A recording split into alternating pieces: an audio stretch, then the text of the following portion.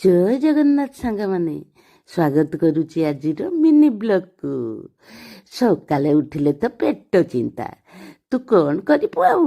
ସକାଳେ ଉଠିକି ସବୁ କାମ ସାରିକି ସବୁବେଳେ ଦିନ ସାରା ଖାଲି ପେଟ ଚିନ୍ତା କରୁଥିବୁ। କାହିଁକି ନା ପେଟ ସିନା ଖାଇଲେ ମଣିଷ ନାଟ କରିବ। ତେଣୁ ନାଟ କରିବାକୁ ହେଲେ ତ ପେଟ ପୂରେଇବାକୁ ହବ। ପେଟ ପୂରେଇବାକୁ ହେଲେ ତ ହାତ କାମ କରିବ। ତେଣୁ ହାତ କାମ କରିବା ପାଇଁ ବର୍ତ୍ତମାନ ବାହାରିଗଲା ଫ୍ରିଜ ପାଖକୁ। ଫ୍ରିଜରେ ଯାଇକି ଦେଖିଲା କ'ଣ ଅଛି। ଦେଖିଲା ଆଜି ମାଛ କିଛି ଅଛି, ଭଜା ହେଇକି ମାଛ କିଛି ଅଛି। ତ ସାଙ୍ଗମାନେ, ସ୍ୱାମୀ ମାଛ ଆଣିଥିଲେ ବହୁତ ଗୁଡ଼ାଏ। ମୁଁ କ'ଣ କଲି, ତାକୁ ଭାଜିକି ଅଧେ କରିଦେଇଥିଲି, ଅଧେ ଫ୍ରିଜରେ ରଖିଦେଇଥିଲି। ତାକୁ ମୁଁ ଆଜି ଭାବିଲି ଫୁଲକୋବି ପକେଇକି ଝୋଳଟିଏ କରିବି। କାରଣ ଏ ଶୀତ ଦିନ ନା, ଶୀତ ଦିନରେ ପ୍ରବଳ ପନିପରିବା ମିଳିଥାଏ ସାଙ୍ଗମାନେ। ବର୍ତ୍ତମାନ ଯାହା ଚାହିଁବେ ଆଉ ସୁନ୍ଦର ଭାବରେ ପନିପରିବା ପାଇପାରିବେ।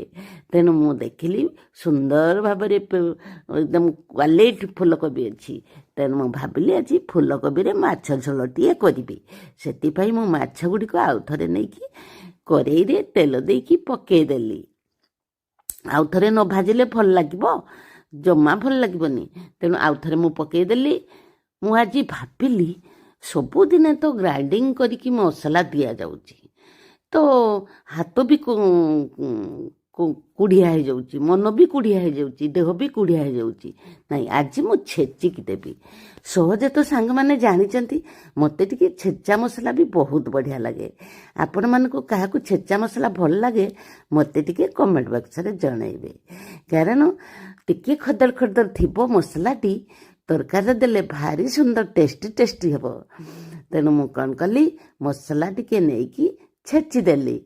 ରସୁଣ, ଅଦା ଆଉ ଆମର ଧନିଆ ପତ୍ର ମୁଁ ସବୁ ପକେଇଦେଲି। ଆଉ କଞ୍ଚା ଲଙ୍କା ମୁଁ ଭୁଲି ନାହିଁ ସାଙ୍ଗମାନେ। ମୁଁ ସବୁବେଳେ କଞ୍ଚା ଲଙ୍କା ପକେଇଥାଏ। କାହିଁକି ନା ତରକାରୀର କଞ୍ଚା ଲଙ୍କାର ଯେଉଁ ଟେଷ୍ଟ ଆଉ କେଉଁଥିରେ ନାହିଁ। ତେଣୁ ମୁଁ କଞ୍ଚା ଲଙ୍କାକୁ କେବେ ବି ଭୁଲେନି। ଆପଣମାନେ ବି କଞ୍ଚା ଲଙ୍କା ପକାନ୍ତି ନା, ମୋତେ କମେଣ୍ଟ କରିବେ ନା ଲୋ। ହଁ, ମୁଁ ତାପରେ ସବୁ ସାରିଦେଲା ବେଳକୁ ମୋର ମାଛ ଗୁଡ଼ିକ କହିଲା ନେ ନେ ନେ ନେ ନେ, ମୁଁ ହେଇଗଲିଣି। ତେଣୁ ମୁଁ ତାକୁ କ'ଣ କଲି, ମୁଁ ତାକୁ ବାହାର କରି ଆଣିଲି। ବେଶୀ ରହିଲେ ନା ତୋର ଝୋଳଟି ଖଡ଼କା ହେଇଯିବ, ଜମା ଭଲ ଲାଗିବନି। ଟିକେ ଥିବ କଞ୍ଚାଣିଆ, ମୁଁ ମାଛକୁ ଖୋଲି ଆଣିବେ। ପୁରା କଞ୍ଚାଣିଆ ନୁହେଁ, ପଛେ ଦୁଇ ପଟ ହେଇଯାଇଥିବ କିନ୍ତୁ କମ୍ ଭଜା ହେଇଥିବ।